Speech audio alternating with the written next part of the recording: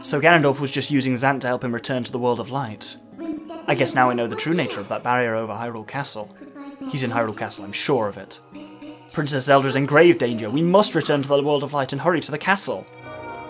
Hello, ladies and gentlemen, and welcome back to The Legend of Zelda, Twilight Princess.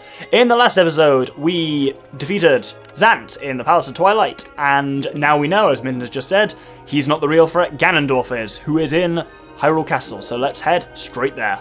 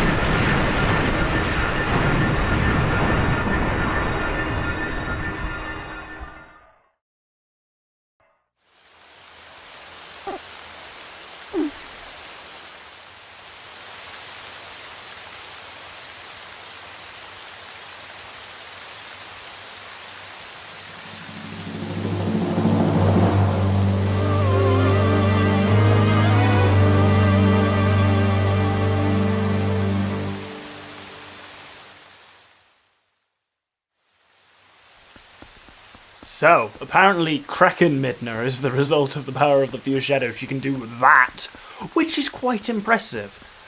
Anyway, let's enter Hyrule Castle. These doors are push, not pull.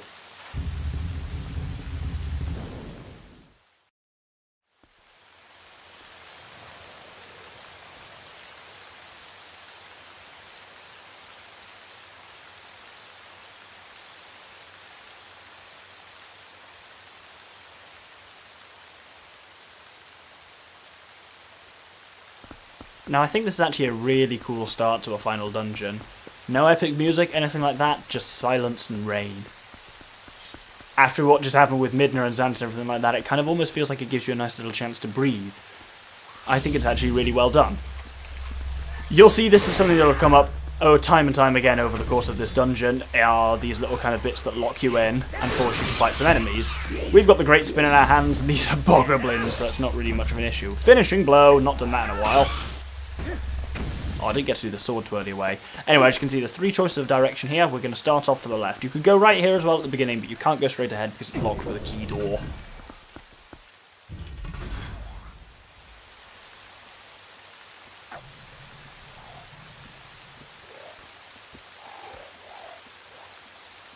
Now, time for some sneak... Okay, not sneaking, they've already seen us. Time for some shooting. Oh my goodness, there's a bokoblin right the fuck there. I was just trying to focus on shooting those bokoblins in the distance. I think we're just out of range for them, yeah. So let's kill those two. He's still alive, that bokoblin. He's coming back for me. There we go, he's dead now. Did he drop anything useful? No. I think there's another bokoblin. Yep, there's another bokoblin. And what we're trying to do is just get past these guys because there's something handy up ahead. We want to go left here, but it is... Oh, dear me. Still kicking. There we go. We want to go left here, but it's blocked. So instead, we go straight on. And then left, which is also blocked. And right, and here we find a pig. Well, a bulbor, technically. Which we can use, we've not done this in a while, to smash some shit up. Whee! I wonder what happens if you do this when the bulblins are still on the towers. Well, I can imagine what happens. I imagine it doesn't end too well for the bulblins. Ow! Stupid pig.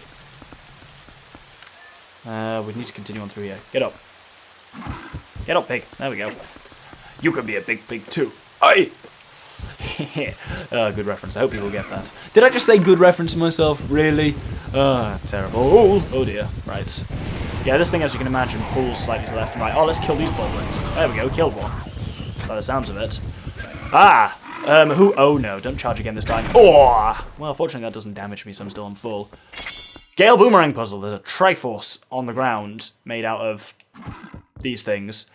You need to hit them in a certain order to open this gate over here. This is a difficult one. The order you need is actually on the ground here. If we reveal it, it's a lightning bolt in a kind of Harry Potter scar shape through the center of the Triforce. So indeed, what we need to do is go 1, then middle left, then middle right, and then middle bottom. And that should, handily... Yeah! Open the gate for us! So, we get a chest, which contains the dungeon map. But there's something else here, and this is a really easy bit to miss. If you see the look on the dungeon map, it's not that big a dungeon, this one, and you can see it's fairly kind of linear. This little bit here at the top is really easy to miss. Because in order to get to it, you have to wolf up, slap your sensors on, boop, and dig here.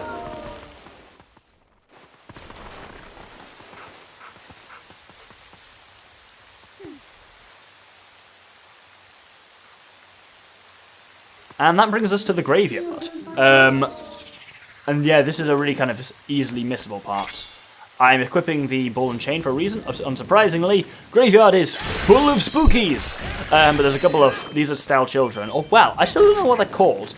Official sources seem to vary on whether they're called Stalkin or Stal Children or Mini Stalfos. All are used pretty much interchangeably. If you remember, Stalfos can be very easily killed by just 2 hits from the ball and chain, one to destroy them and one to destroy their ruins. Very handy. I think there's more Stalfos around here somewhere. And there's a little hint here for what we need to do. We talk to this thing, well, check it. In the land where the rain stops, the statue of time moves. That's very cryptic. And this one says, the cursed swordsman sleeps before the sacred tree. Neither of those are particularly useful. I really think Stalfos could be a much better enemy on this if they weren't just laughably easy like that. Need to wait for them to actually be fully spawned in before I let go. And 1, you can, let's kill them on the way. Yes, you can kill them in one throw like that. Anyway, we've got a locked thing there. But the way in there is... So, it said something about the cursed swordsman sleep by the great tree. There's a pretty big tree here. If we bring up our sensors, look at that. Dead soldiers. They're all standing around this point in the ground. They all actually start pointing at it now. That's like Dead Marsh's level of spooky. Indeed, there's this kind of boulder on the ground. Can we destroy it with a ball and chain? We can! Excellent, we don't have to bother dropping a bomb on it. It's got a switch in it. Wow, too much biddly boody boodly boop there, game. So, we need to do a couple of things here. We'll get to do a couple of things here, not need. Have I really not got a blue rupee this recording session? This is the same recording session I started the Palace of Twilight on. That's remarkable. Anyway, opening this thing here gets us an orange rupee. Very handy. Yeah, we will probably end this dungeon on damn near 1,000 rupees if you play your cards right, because there's a lot of magic armor fuel in here. There's a red rupee. And there's a green rupee. That's not useful. But what we're really here for is if we bring... the torch up, that's still a thing apparently, we like that.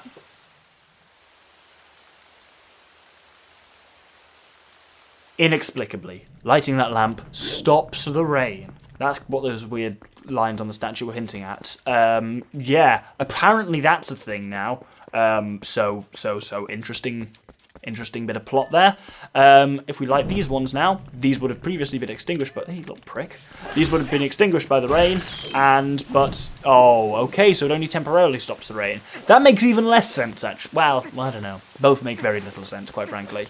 But we need to be a bit faster, apparently, and not stop to attack a Stal child. There's a thing of oil here if you need to kind of reload your lamp at all. Again, sticking a lit lamp into a tub of oil, just that's everything I know tells me that seems like a bad idea. Anyway, there we go. The rain hadn't stopped there for a moment, but it did again. With the rain stopped, you can now light that. And like that. And of all things, there's 2 owl statues in here. As I say, this whole bit is technically missable, both in a sense of it's quite easy to overlook, and in a sense of it is, strictly speaking, optional. Like, you do not have to do this bit. You can do the entire dungeon without doing this graveyard section, and you won't be the worse for wear. You'll just miss out on something hilarious and cool. And you know I like both of those words, so definitely want to do that. What does this say on the back here? Door opens where spectres gaze. That's handy. Oh, I know. Yeah, I think I know. There's some more ghosts which tell you... Oh yeah, I should have actually mentioned what I'm doing. I'm taking the owl statues over there. I think there are some more ghost soldiers here who kind of point to tell you what you're supposed to do over here. This bit's a bit easier to see what you're trying to do if you've got the compass, but I haven't got the compass yet, obviously, so... but there's a couple of chests around this area, which kind of should make it a bit harder to miss. That you're like, oh, I wonder how you get there, but... Yeah, thinking to dig through to it is a bit of an unusual one. Bollocks. There we go. And then when you're up here, there's another gate to open. They really want to hide whatever this is from us.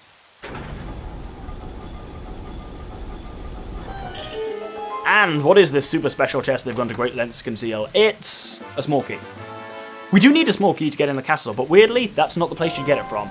Midna's going to lie to us here. You've gotten everything out of here. Now get into the castle through the front door. That is a complete lie. We still need to do the other half of the courtyard, which still has stuff we need in it. I guess you're not supposed to think to do this first time, maybe? I don't know, but that's a weird thing that she says. Anyway, I think the way back out again is here, yes. Let's head back to the centre courtyard. Actually, we're back here at where we got the dungeon map. There we go. Man, that took a while, because there's actually a shortcut back that avoids you having to kind of do dodgy shit with sneaking past Bulblins again. And if I remember correctly, it also delivers you a cool... small amount of rupees, small change. I think medium change is anything 20 and above I'd count it as. And big change is when you get into like the seriously silly high rupees. Let's kill these pricks just so they don't accidentally shoot me and take away my ability to do the great spin, because we'll need that soon. Because we've actually got a fair bit of combat coming up, unsurprisingly, in the final dungeon of the game. Yep, 10 rupees. That is definitely small change. With that done, we can hop down here. And just like that, pow, we're back at the main courtyard. Let's head over to the other side.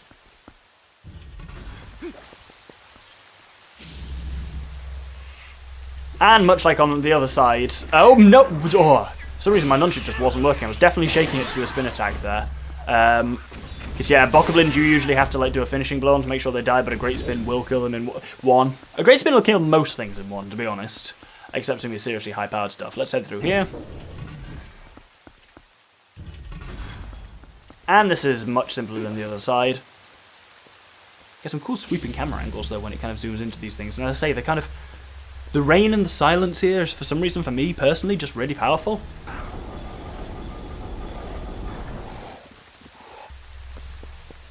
I don't know what it is about it, but it just feels...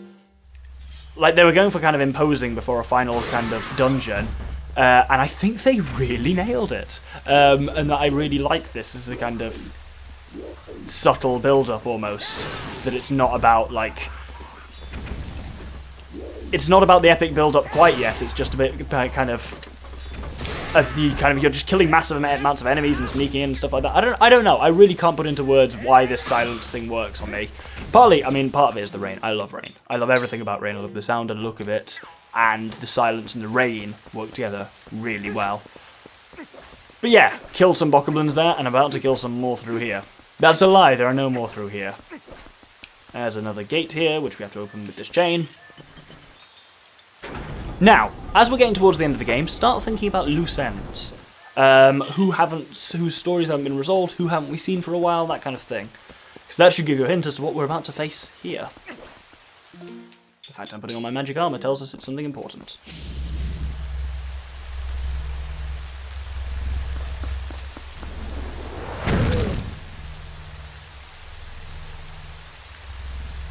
I have come to play.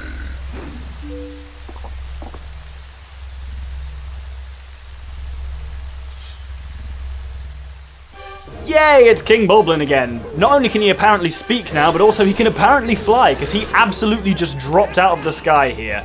Like, there's nothing above us, he just fell out of the sky.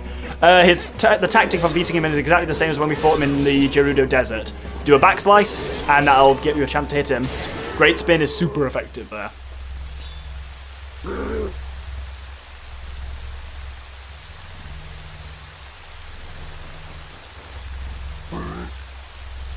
Enough. You got a small key. He just gave it to us.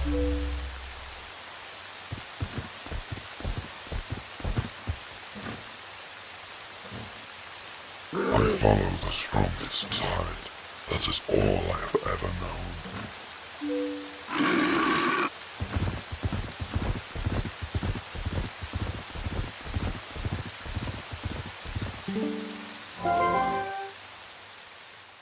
Doctor, he spoke. I love that they had that in with Midna as being a surprise to the player at that point.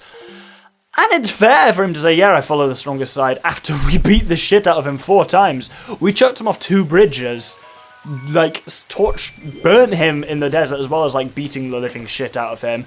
He's not had a good time with us, so in fairness, yeah, if he's going to acknowledge us as the strongest side, I'll allow it. Anyway, we've got now a second key. We're in an unusual situation in which we're holding 2 small keys at this point. One of them is, of course, the key to the front gate of the castle. The other, which I like to think is the one that King Bulbin was holding, but either one makes sense. You'll see later when we find out what that second key is actually for. But for now, it's important to make sure you have both going into the main castle.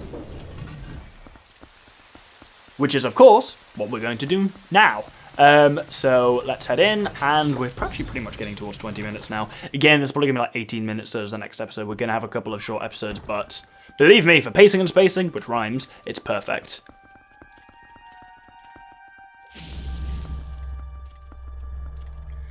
Now, more enemies here, but it gets a little bit interesting, because they start throwing more shit at you. 6 bokoblins first, 5 even. Magic armor and great spin. Very, very little can touch you with that combination. Lizzlefoss, dead in 1. More Lizzlefoss, dead in 1. Another Lizzlefoss. Yeah, you get the picture. Great spin, very powerful. Oh, that was so cool. I was doing a sword flourish while the camera moved. That is amazing.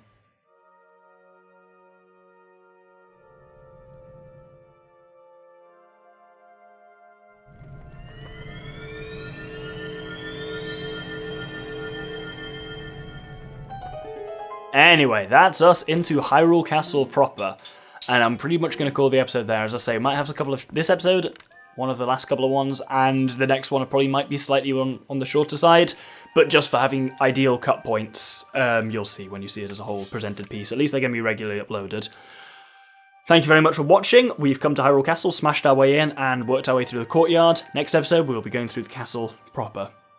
Thank you very much, and good day.